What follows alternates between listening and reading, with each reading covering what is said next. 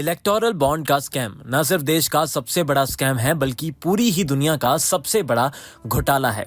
हमारी finance minister Nirmala Sitaram की husband, जो कि एक इकोनॉमिस्ट भी हैं, वो कह रहे हैं कि electoral bond issue biggest scam है। ये कोई एक घोटाला नहीं है बल्कि घोटालों का भंडार है जिसके अंदर कई सारे छोटे बड़े स्कैम छुपे हैं।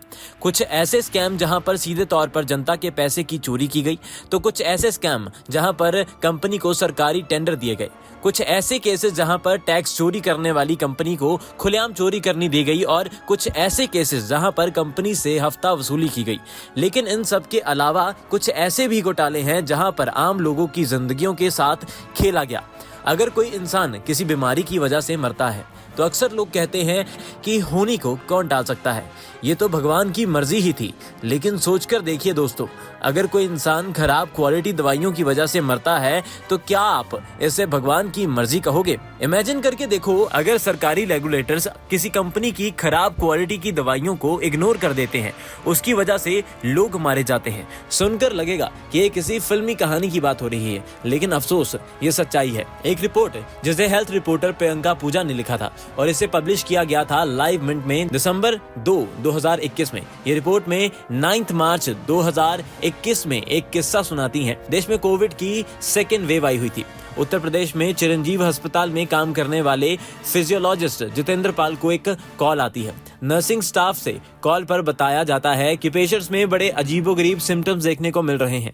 बुखार के मारे वो कांप रहे हैं और अचानक से उनका ब्लड ऑक्सीजन लेवल तेजी से नीचे गिर गया है। इन दोनों पेशेंट्स को एंटी वायरल दवाइयों का पहला शॉट दिया गया था और ये रिएक्शन उनमें सिर्फ 1 घंटे के बाद देखने को मिला। कमाल की बात ये थी कि एक इकलौता इंसिडेंट नहीं था। कुछ ही दिन पहले जितेंद्र पाल ने देखा था कि सेम चीज हो रही थी लाइफलाइन हॉस्पिटल के 4 पेशेंट्स के साथ। इन्वेस्टिगेशन करी तो पता चला कि इन दोनों हॉस्पिटल्स में पेशेंट्स को सेम दवाइयों का बैच दिया गया था। बैच B100167 इसे गुजरात की कंपनी जाइडस कैडिला के द्वारा मैन्युफैक्चर किया गया था। बात यहाँ पर यह है कि इस कंपनी की मैन्युफैक्चरिंग यूनिट गुजरात में लोकेट थी और गुजरात FDA की रिस्पॉन्सिबिलिटी थी कि ये चेक किया जाए कि इस कंपनी की सारी दवाइयां क्वालिटी स्टैंडर्ड मीट कर रही हैं या नहीं। इन्होंने ही एक्चुअली लाइसेंस दिया था इस कंपनी को ये दवाई मैन्युफैक्चर करने के लिए। जब ये रिपोर्ट आने लगी कि इनकी कुछ दवाइयां सब स्टैंडर्ड क्वालिटी की हैं, तो बिहार के रेगुलेटर ने गुजरात के FDA को भी इन्फॉर्म किया था और इनकी रिस्पॉन्सिबिलिटी थी कि टेस्ट करना। इस बैच को लेकर इन्होंने कोई टेस्टिंग नहीं करी। Joint commissioner of Gujarat regulatory lab ने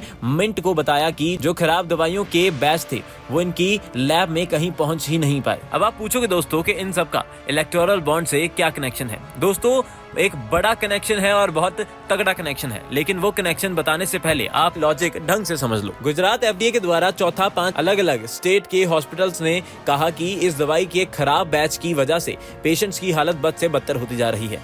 5वां बिहार के रेगुलेटर ने पाया कि इन खराब बैच में बैक्टीरियल टॉक्सिन मौजूद थे। ये खराब क्वालिटी की दवाइयां थी और इस सब के बावजूद भी गुजरात FDA ने खराब बैच की कोई टेस्टिंग नहीं करवाई। बीजेपी की सरकार सेंटर में थी, गुजरात में भी, और अब हमें इलेक्टोरल बॉन्ड के डेटा के जरिए पता चला कि जाइडस कैडिला कंपनी ने 18 करोड़ डोनेट किए बीजेपी को इलेक्टोरल बॉन्ड के जरिए। सिर्फ एक सवाल प्रधानमंत्री को, क्या आम इंसान की जान की कोई कीमत है या फिर नहीं?